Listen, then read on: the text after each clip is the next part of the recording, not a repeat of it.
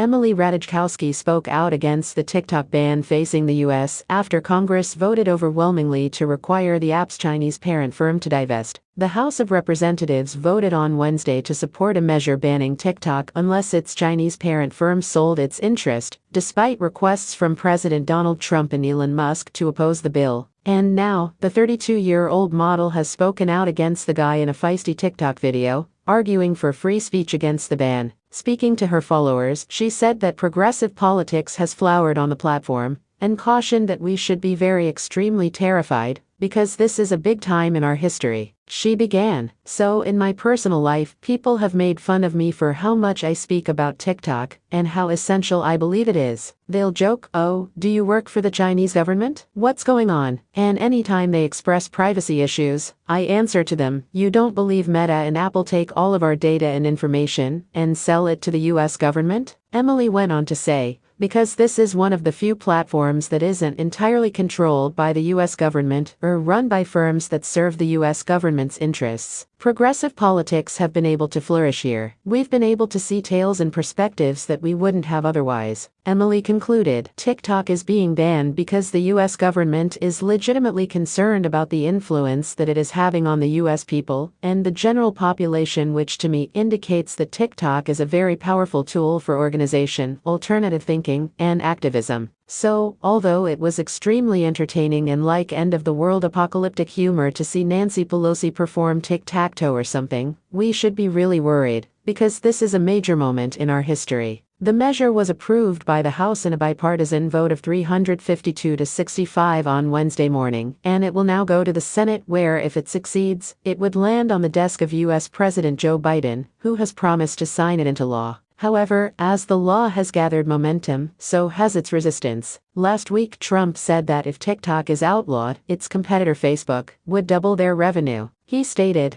"I don't want Facebook, which cheated in the previous election, to become better. They are the actual enemy of the people." Elon Musk also criticized the prohibition, calling it government censorship in a post on X Tuesday. He wrote, "This law is not just about TikTok, it is about censorship and government control. If it were simply about TikTok, it would merely mention foreign control, but it doesn't." According to the House China Select Committee, Chinese Communist Party (CCP) officials utilize ByteDance to spy on TikTok users' whereabouts and dictate its algorithm for influence operations, posing a national security danger. ByteDance would have 165 days after the bill was passed to divest from TikTok. If not, app shops and web hosting companies will be unable to distribute it in the United States. Emily is not afraid to speak out against internet restriction, even if it means courting controversy. In 2021, she was a rare celebrity who spoke against Facebook's ban on then U.S. President Donald Trump after the January 6 Capitol storming.